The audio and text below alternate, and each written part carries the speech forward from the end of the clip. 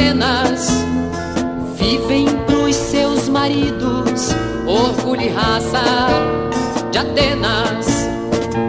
Quando amadas se perfumam, se banham com leite, se arrumam suas melenas. Quando fustigadas não choram, se ajoelham, pedem, imploram mais duras penas, cadenas.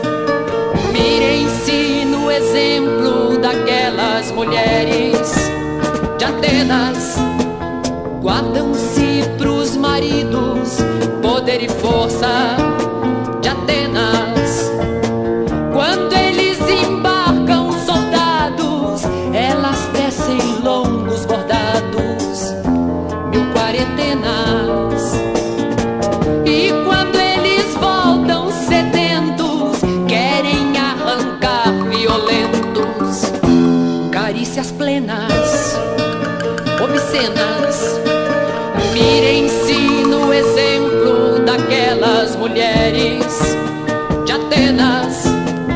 Despem-se pros maridos, bravos guerreiros de Atenas. Quando eles se entopem de vinho, costumam buscar o carinho de outras falenas.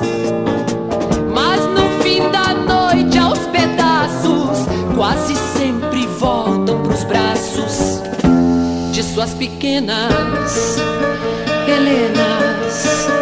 Mirem-se no exemplo daquelas mulheres de Atenas. Geram pros seus maridos os novos filhos de Atenas. Elas não têm gosto ou vontade, nem defeito, nem qualidade, tem medo apenas. Não tem sonhos, só tem presságios. O seu homem, mares, naufrágios. Lindas sirenas, morenas.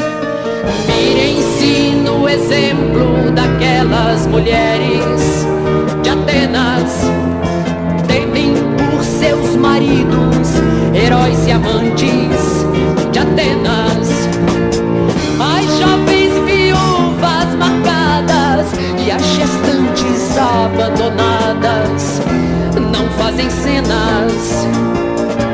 Vestem-se de negro, se encolhem, se conformam e se recolhem às suas novenas serenas. Mirem-se no exemplo daquelas mulheres de Atenas. Secam por